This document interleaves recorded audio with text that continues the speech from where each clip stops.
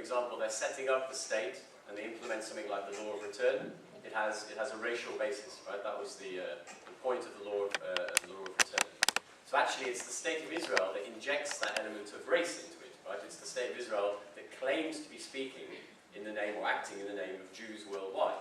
So, the entity, as it were, or the people who are racializing it, who are using race, is the state of Israel since '48, with regards to the Palestinians. So that's why it's perfectly appropriate, I wish it wasn't, that's why it's perfectly appropriate to talk about race, because the policies are on that basis. Sometimes there's been restrictions, signposts on roads in the West Bank in the past, which actually specifically talk about how Israeli citizens and those eligible under the law of return to come to Israel can use it.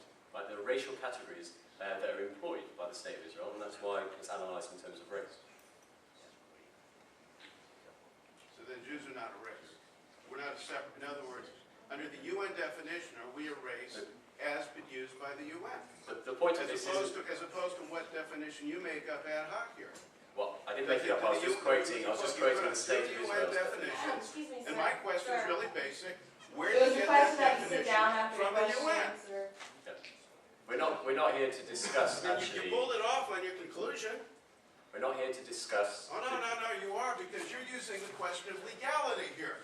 And my question of legality is, where do you come I'd appreciate it if you and other people could show the respect afforded to, in the general system that was set up. Give you all the respect you're entitled to. Go for it. Anyway, just to finish that, we're not here to discuss, right, the definition of who is a Jew. I mean, that's a massive topic. No, but you're it's saying been debated. Excuse me, I'm replying. Excuse me. Definition, so therefore the question is, are we a race? We're not going to win. It's a basic question. All right, let's move on. Yeah, this is usually like campus. People are here Free speech is, trumpet. Thank you very much for coming and enlightening us with all this stuff. I have a question.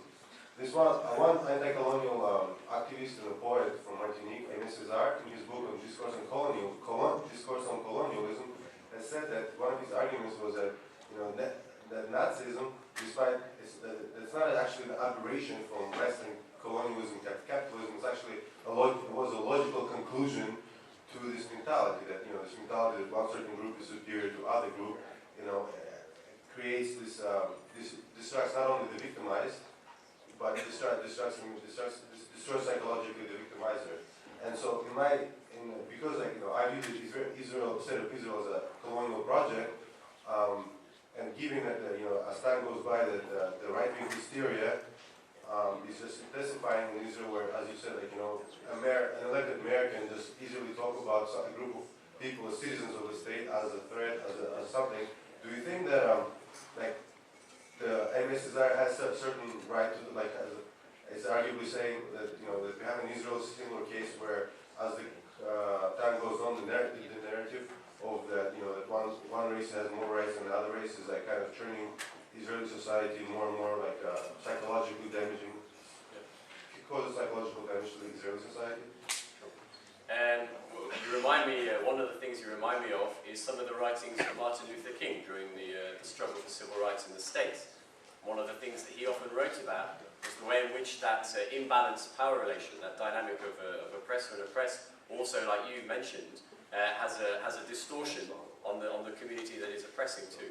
There are many courageous, dissident Jewish Israeli groups that are working there today in extremely difficult circumstances that challenge these kinds of things, like New Profile challenging the militarism, Zochrot, which takes people around to look at the Palestinian destroyed villages from the Nakba, these kinds of things. And they're trying to challenge this discourse. I think of a guy who I met over the summer for the first time, who used to be an Israeli fighter pilot, Jonathan Shapiro, in case anybody's heard of him. He used to be an Israeli fighter pilot, like his father, and during the Second Intifada, he refused an order that he deemed to be unethical, and he supports the boycott movement from within, the boycott from within movement. And those kinds of people recognize and are experiencing the threat that you talk about. Shapiro was called in for a chat by the Shin Bet during the summer. They called him up and said, "Can you please come in for a chat?" Of course, Palestinians aren't afforded the courtesy of that initial phone call, right? They just turn up at the door. But Shapiro is called in by the Shin Bet to go in for a chat, and they're asking him just about political activity. What's he doing with the boycott movement? These kinds of things. So sure, the situation inside Israel itself step out of line from this position is increasingly tenuous and threatened that space of dissent. Hi, my name is Debbie Luria. I'm with JewTudes.com. It's a blog, political blog. I have a question, but before I do, I just wanted to mention to you that I was in the West Bank over the summer, and by the grace of God, my husband and I's lives were spared, because 2 weeks later, 4 Jews were gunned down and killed, and 9 children are now orphans. Just want you to know there's losses on both sides. My question to you is, because it seems like you're very, very concerned about, rights and what's fair and what isn't. How do you feel about the Saudi plan vis-a-vis Oslo, Palestinian plan to eject 500,000 Jews off the West Bank, taking their human rights away from them? Okay, so referring to the settlers who are living in the illegal settlements. They're not settlers, they're Jews and they're human beings. When you call them settlers, you're denigrating them. So referring to the settlers who are also Jewish, who live in the illegal settlements, and the idea that they would have to vacate their property. Okay, I mean actually this really wasn't the point of your question, but there's an interesting answer to this, or possibly interesting answer to this question, which refers to increasing this kind of thing that's emerged recently, I'm kind of saying this for the benefit of everyone else really, that's emerged amongst the settler movement, settler population of the West Bank, that talks about the idea of a one state, from the perspective of the fact that for them, for some of them at least, it's religiously significant to be there, and that that's their priority, to be there, not necessarily under a particular sovereignty. So there is like a small current, very small at the moment, of settlers who envisage the fact of staying there because of the religious significance of their presence there. But I mean, of course, in terms of their presence there, it's totally illegal under international law. I gave you a few examples here of I asked if Palestinians. it's right for them to be removed. 500,000 Jews ethnically cleansed. Answer the question, sir. It's an Alice in Wonderland-eyed world that It's a sees, plan right the now. removal of It's colonizers a as plan. ethnic cleansing. All of us.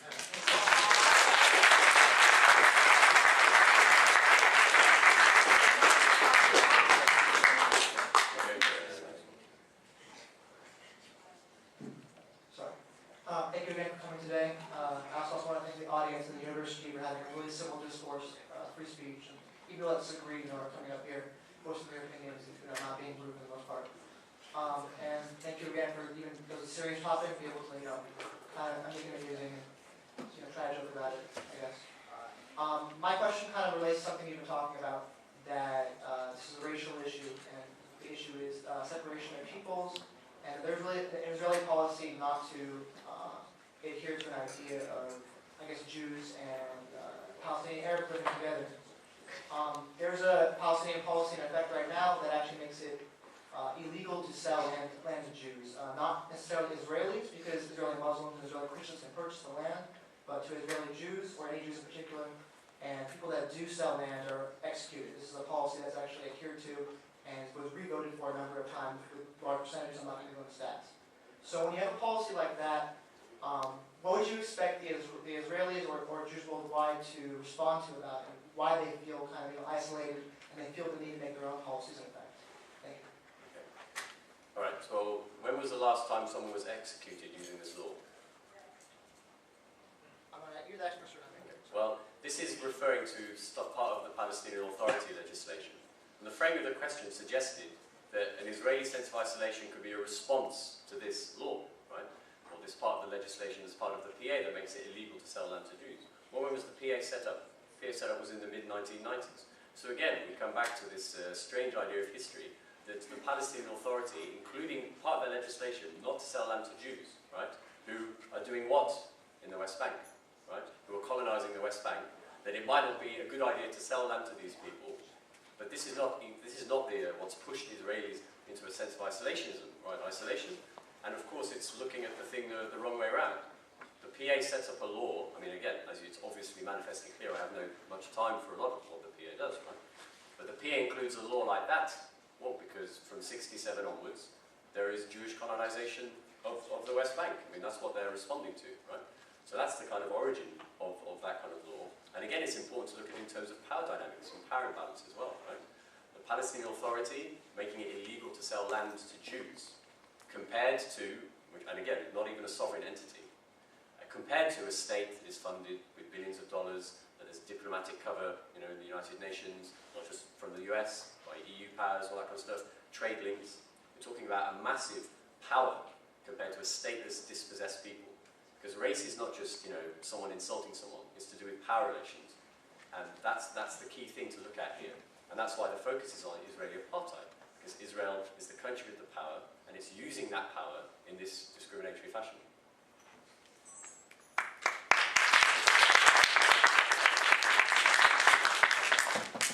Hi, my question was, recently given the political climate on campus, the UCI has resorted to hiring crisis management expert, Ellen Hillsbrook.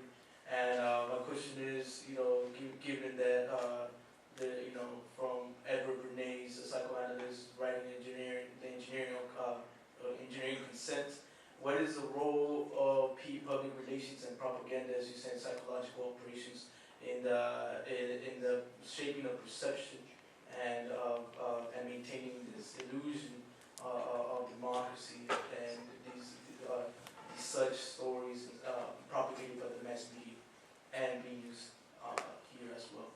It's great question, and I'll use it to talk about a couple of different things. I didn't include this in the presentation, what I'm about to talk about, because didn't want to go on too long, but I was hoping there'd be a good moment to talk about it in the questions. And of course that is, what can you be doing about the situation? What can people like you be doing about the situation, and of course specifically on campus, right? And the movement that has emerged, particularly in the last few years, of boycott, divestment and sanctions, the Boycott Israel movement, is something that's been gaining a lot of traction, internationally speaking, and also particularly among student groups too, not just students, but in trade unions, churches, etc. And this is a vital tool in the Palestinian struggle for equality and the struggle for a just future. Now, BDS and other Palestinian solidarity work doesn't happen uncontested, of course. Just this week, you get the news that in the States there's going to be a $6 million fund specifically to target BDS in North America, right? While on the other hand, of course, some of the Zionist lobby is saying, oh, BDS is ineffectual, it doesn't make any difference, da, da, da. Well, it's ineffectual to the tune of a $6 million fund, right? So, what happens on campus, of course, is that it's quite unusual nowadays for the charge and the smear of anti-Semitism to hold much traction, right? Because it's been used so much against people standing up for basic Palestinian rights. So instead it becomes smarter, right? It becomes about dialogue and moderation. It becomes about having these kind of meetings where you eat hummus and talk about your differences, right? And this is one of the main kind of deliberate propaganda efforts, particularly on campuses too. Because of course, who's benefiting from the status quo? Right? Who's benefiting from the status quo of Israeli apartheid? Right? The Palestinian solidarity group has to challenge the status quo. And another thing that's emerged, especially when students are trying to do BDS and activism, is the charge that they're creating tension on campus. Right?